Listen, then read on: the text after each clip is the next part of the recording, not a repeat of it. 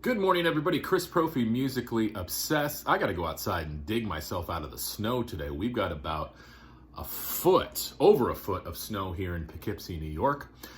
Today I'm going to be entering a contest for Michael over at Noted and Archived. He's celebrating 500 subs, but before I start that, if you are new to my channel, make sure you hit the like and subscribe button so you can continue to follow my musical obsession.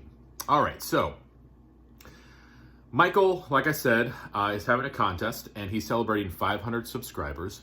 And I'm new to Michael's channel. I've watched a few of his videos. What I like about him, he's very soft-spoken and very just a calm guy, but his collection is phenomenal, and he knows so much. He has so much passion, but he shows that passion just through this calm manner, and it's very just a relaxing channel. But I've learned so much just from the few videos that I've watched of his. So I'm looking forward to definitely diving more into his channel. And I've seen a couple other people enter this, so his channel is going to keep growing. As I said, he's around 500 right now, but he's definitely going to be shooting past that. So 5 questions. I'm going to get a little sip of coffee here, though. So here we go. Show an unexpected record, kind of like a blind buy that we didn't think that we were going to like, but we ended up really liking. I've been pushing this band lately. Harpers Bazaar. Now, this came in, I got some records actually from my old drama teacher a month or so ago, a couple months ago. And this was in that collection. This is their album, Anything Goes, on the Warner Brothers label.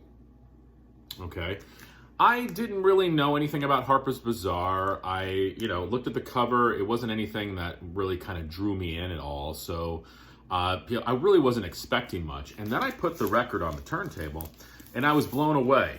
But I like this kind of stuff. It reminded me of The Association. Plus, there was, a Broadway connection as well, because they cover Cole Porter's Anything Goes. Now, who is Harpers Bazaar? Well, I've said this before. Ted Templeman, yes, that Ted Templeman from the producer for Van Halen and Bullet Boys and other bands, he was a member of Harpers Bazaar. Okay, he's one of those guys there. All right. They do Chattanooga Choo Choo on here. Pocket Full of Miracles. Virginia City, Louisiana Man, which is a great version of that song. So it's a little bit country, a little bit rock and roll. Hey, wasn't that a song? It's a little bit of the band The Association. And this came out in the 60s. I don't know what year it came out but I fell in love with it. I ended up getting 3 of their other albums. I still need their first one, though. But if you're into that sort of 60s pop sound, just really smooth and relaxing and just saccharine is a good term for it, you would dig Harpers Bazaar. I've shown a couple of their albums before, and really, really like them. And again, Ted Templeman is in. Oh, as I hit myself with the record, Ted Templeman is in the band as well. Okay, so definitely check out Harpers Bazaar. I know I've talked about them a little bit. I keep trying to put them into conversations, and people are like, "Oh yeah, I've never heard of Harpers Bazaar." Ted Templeman. Okay, cool. I'll check them out. Okay, 2 albums with the greatest polarity in my collection. Well, I've got a lot of polarity in my collection, so here we go. First, Stephen Sondheim's A Little Night Music. Now, who is Stephen Sondheim? He is a Broadway producer, a Broadway composer. I'm having trouble finding words this morning. This is my favorite musical by Stephen Sondheim. Now, if you're not familiar with A Little Night Music, this includes the hit Send in the Clowns, which everybody and their grandmother has covered. So this album, you want to see something completely different? Slayer, South of Heaven. This is my favorite Slayer record. I've talked about this record before. Every frickin' song on this album is killer. South of Heaven, Silent Scream, Live Undead, Behind the Crooked Cross, Mandatory Suicide, Ghosts of War is underrated. Read Between the Lies, one of my favorites. They do a version of Judas Priest, Dissident Aggressor, and it ends with Spill the Blood. So, I don't know. I mean, Broadway musical, Slayer, South of Heaven, that's sort of very different, I want to say, right? I don't know. Let me know what you guys think. Okay, next question. An album I might be embarrassed to own, but I'm not embarrassed. Yep, she's coming back. Anne Murray. She was playing during my Satan video. This is her greatest hits. Oh, man, I love Anne Murray. Her voice is like sugar. She could sing the phone book to me, and I would be mesmerized.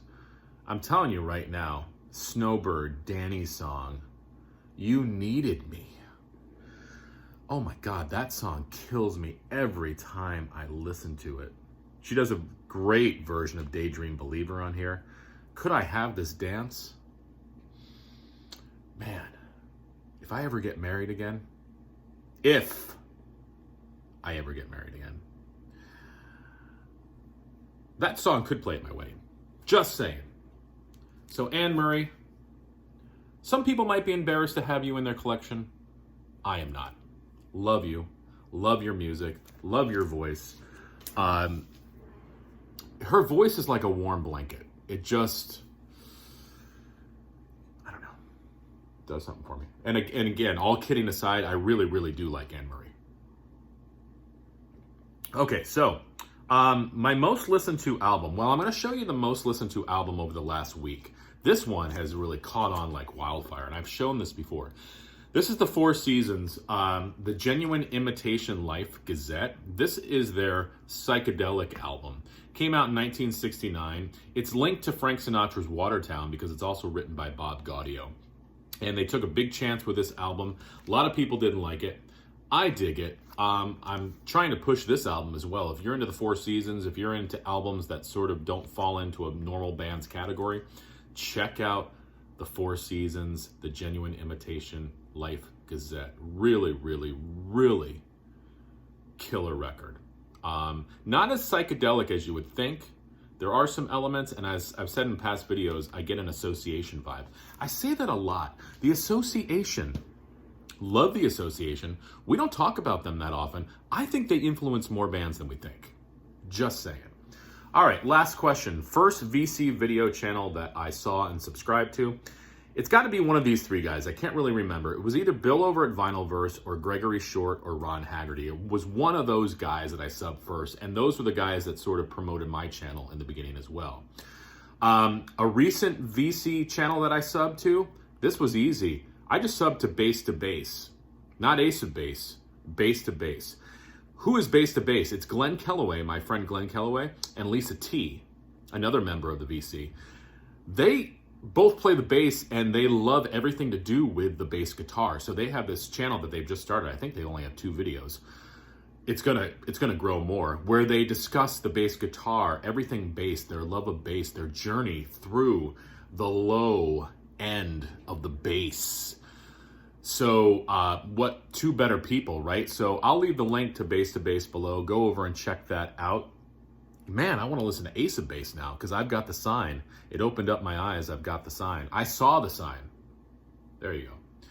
All right, so listen, enjoy the rest of your day. And if it's snowing near you, good luck digging out today because that's what I'm going to go do in a little bit. All right, guys, bye.